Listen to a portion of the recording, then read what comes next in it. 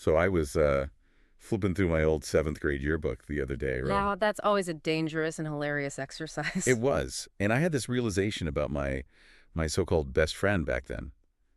We didn't bond over anything deep. No.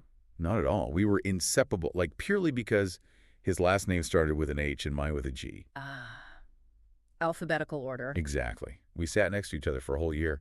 And it just made me wonder, how many of our big destined connections are really just geography? It's a lot more than you'd think. You've basically just described a textbook example of something called propinquity. Propinquity, from the Latin, right? Yeah, propinquitas. It just means nearness. And the research is pretty clear. It's one of the strongest predictors of who we become friends with and even who we fall in love with. That is wild to think about. That nearness can beat, like, actual compatibility. It often does. And to really get it, we have to talk about the classic Westgate studies at MIT. Right, that's the foundational one, isn't it? It is. This was back in the 1950s. Festner, Schachter, and backtracked all the friendships in a housing complex for married students. And what they found, it wasn't just, oh, neighbors or friends. It was way more specific. Because I remember the kicker was that people living just one door apart were much more likely to be friends than people 2 doors apart. Exactly.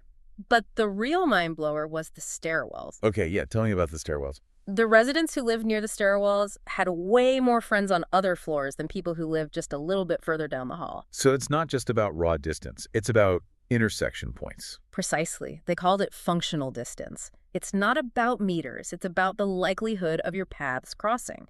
The architecture literally engineered their social lives. A shared mailbox, a common entrance. Huh. That's what makes the difference. That's the key. You can live 10 feet from someone, but if a wall separates your functional paths, you might as well be in another city. So, okay, but why does this work on us? Why does just seeing someone repeatedly on the stairs make us like them? It boils down to something called the mere exposure effect. Essentially, our brains have a preference for what's called cognitive fluency. Cognitive fluency. So it's Right. about making things easy on the brain. Exactly. A new face, a new stimulus that takes energy to process. A familiar face is neurologically cheap, and your brain interprets that ease of processing as a positive feeling. It feels like liking. Huh. Ian Fleming actually had a great line about this, didn't he, in a Bond book? He did. Diamonds are forever. He wrote, nothing propinks like propinquity. Nothing propinks like propinquity. Yeah. I love that. And, this whole idea of proximity, of nearness, it's not just about people. It's about solutions, too.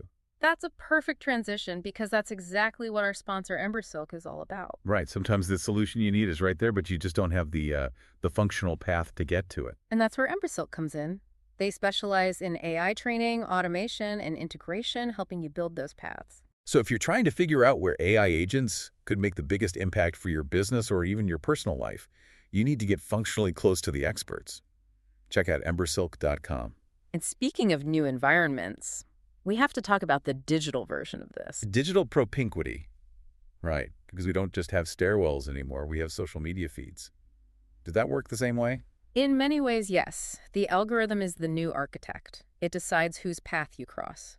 When you see someone's face pop up in your stories every single day, that's your virtual stairwell. It triggers the exact same mere exposure effect. Okay, but I have to push back a little.